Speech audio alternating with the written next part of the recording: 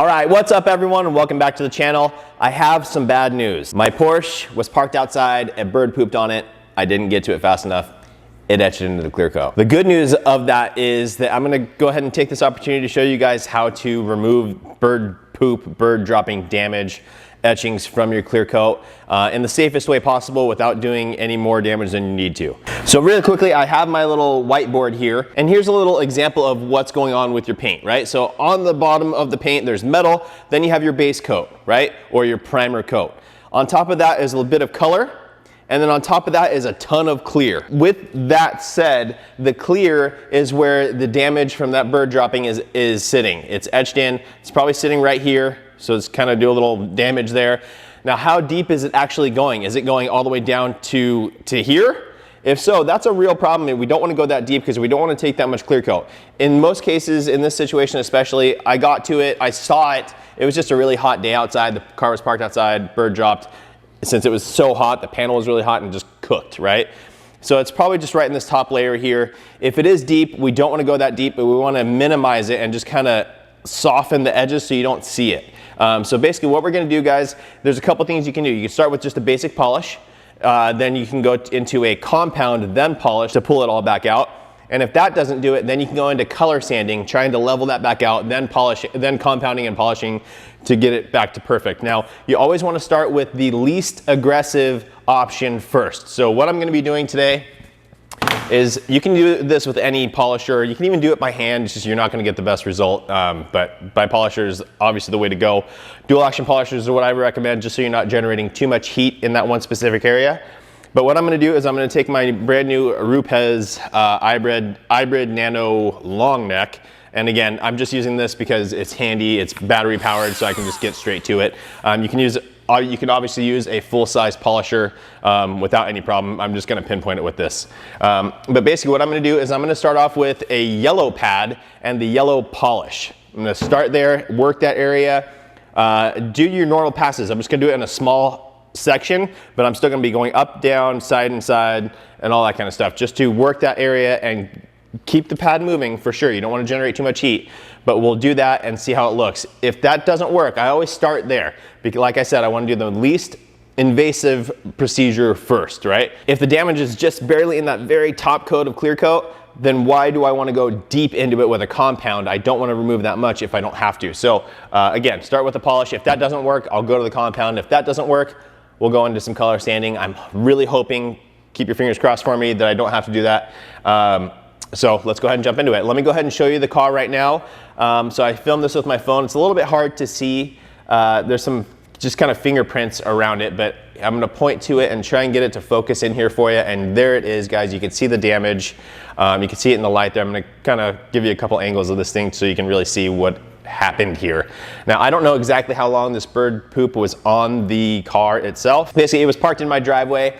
Again, like I said, it was hot out and a little bird flew right over. I can't stand birds personally. I don't like them. They just get to fly around, which is amazing. Everyone wants to fly, right? They just get to fly around and do their business wherever they want, and it always lands on a car, and it's the worst. So anyways, let's go ahead and go over to the car and start working on it. As I said, I'm gonna throw on the yellow pad with the yellow polish and see how that works. And as always, guys, if you like these types of videos, tips, tricks, how-tos, and product reviews, anything related to car detailing, please consider subscribing. I also have a free PDF download that just simplifies the detailing process.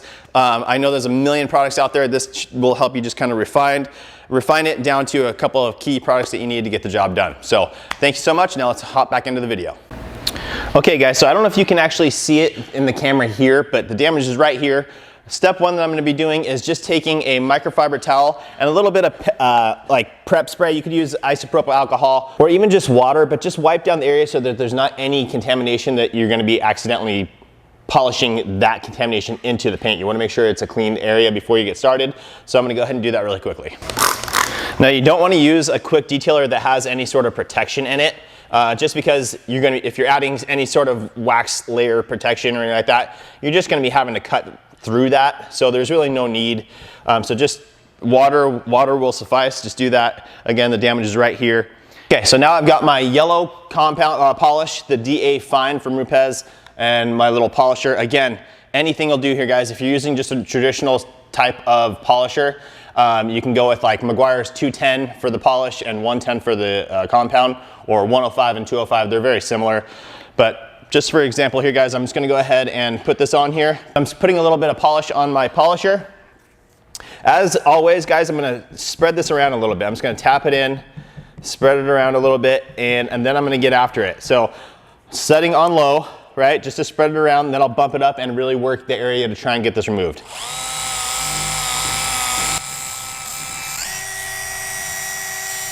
All right, so it's actually right here. So I'm gonna sit on it a little bit. Still keeping the polisher moving though. And this is not gonna cut it, guys. Unfortunately, it's getting a little bit better, I think. Actually, it does seem to be getting a little bit better. I'm just gonna keep working this area still with the polish. Like I said, guys, I wanna go with the least aggressive possible kind of technique to get this removed. So just checking this out and seeing if this, just giving it the time to actually do its thing and really see if it's gonna make a difference. All right, so I'm gonna go ahead and take a new microfiber towel now, wipe that out, and negative, it is still there. Let me go ahead and grab my camera for you guys. All right, so this is after the first pass with the polish. It's definitely looking better. I mean, when it's just there, you barely even see it until you get it in the actual light. So it's definitely getting better. I'm hopeful, let's see if this will focus better for us. I'm hopeful that just going to the compound will remove the rest, and then we can just move back to polishing it and be good to go. And that way I don't have to color sand, but we'll see. All right, so since I was touching it, I'm just gonna take my microfiber towel again and buff off that little contamination there. All right, I'm gonna go ahead and switch my pad now to the blue pad, and I'm gonna switch my polish to the blue polish, or the coarse polish that they have, slash compound, their cutting compound, to try and get this removed. Okay, so here's the blue pad that I'm gonna be using now. This is much stiffer and much more coarse than the yellow pad was. And what that does is it enables it to kind of act more like sandpaper and kind of dig in and remove a layer where the contamination is, or where the damage is. So here we go. We're going to go ahead and do the same exact thing. Again, I have the coarse polish now. Just shake it up, apply some to the pad. Start off on a slow setting. Spread it around, and then we'll get to it. All right, here we go, bumping it up. Now I'm working a larger area than where the damage actually is, just because I can't see the damaged area right now under this compound. So I know it's right about here, so I'll come back. I'm gonna work this out more and more, and then I'll come back and kind of pinpoint it as I go.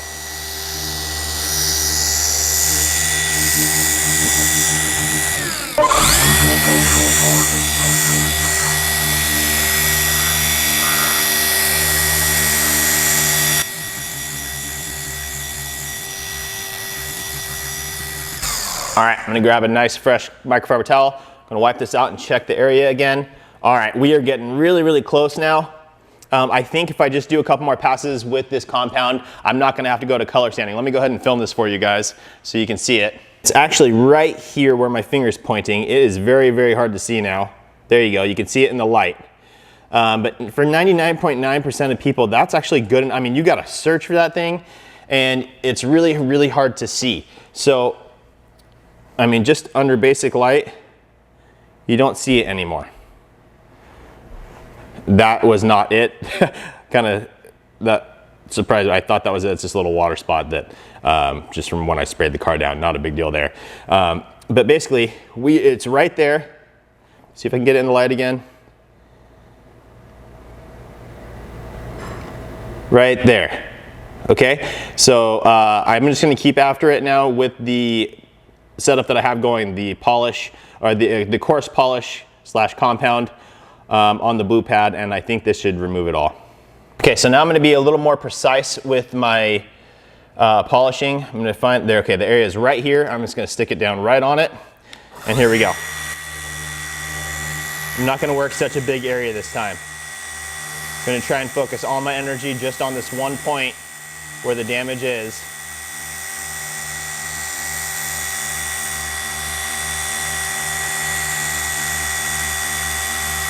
And just move the pad a little bit slower. Just really let the pad and the compound or polish do its thing.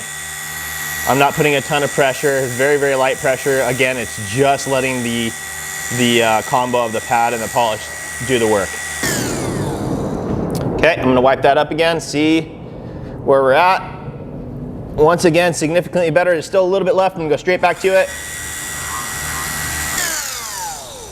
Okay guys, so I've got the area, let me see if I can try and find it again. There's barely anything left of it right here. Barely anything left of it. I'm gonna switch back over to the polish on the yellow pad. Just refine this and make it pop a little bit better. This is where you get to a point where you have to decide what you want to achieve. Now this car, I drive it. It's not gonna be perfect forever. I understand that because it's out in the elements. I drive this car. Now, I can get this, right now it's at about 99% gone. I can achieve 100% for sure if I go over and color sand this. Do I want to do that and risk going deeper into the clear coat? For me, in this purpose, guys, there's no benefit in me doing that and reducing the amount of clear coat there. I mean, you cannot find this, I'm having a really hard time even finding this thing as it is right now. So in normal everyday situation, you're never gonna see that. And it's not worth going that deep and risking the clear coat. So I'm gonna leave it to that point. Again, I'm just gonna go ahead and polish it out now. Now, I'm gonna go back to my towel that I used for the polish. The one that I used for the compound, I'm tossing to the side just because that's a little bit more aggressive of a grit of compound. You don't wanna use that back on this because then you're just gonna be introducing more stuff again. So back to the polishing one, and here we go.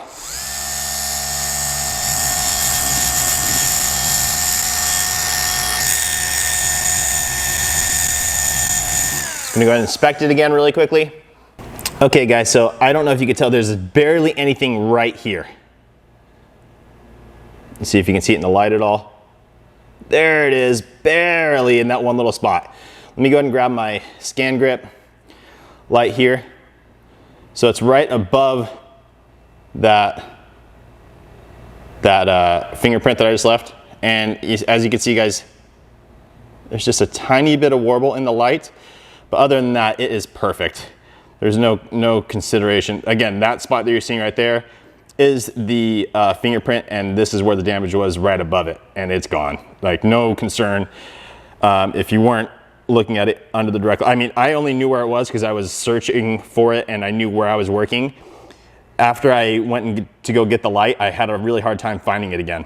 All right guys, so there you have it. Obviously prevention is key. Always keep some sort of quick detailer, something like that in your vehicle so that you can spray it and get that thing broken down and wiped up as fast as you can.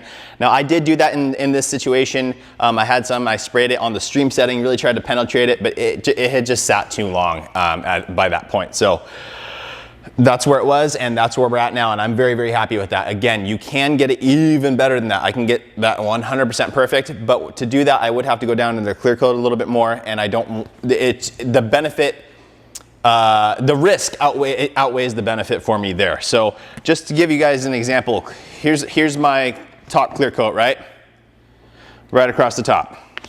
Once again, the bird dropping was right here on top, kind of came down a little bit. Obviously your polish sits right about on this top line, maybe slightly under. So it removed a lot of the bird dropping, but there were some still deeper spots under it that I couldn't get to with just the polish. So then we moved to a compound. A compound brings it down a little bit more, takes a little bit more off, and we're able to get a perfect result. Now, if I was to move on to the color sanding, depending on the grit and everything, is gonna take it even deeper than that. Again, you're reducing the amount of clear coat you have left. So you just wanna play within that clear coat. You wanna keep that stuff in mind. I know everyone always strives for perfection, but you also have to take into account what the customer wants or what you want out of the polishing. In my case, like I said, this car is a driver. I'm outside with this car all the time.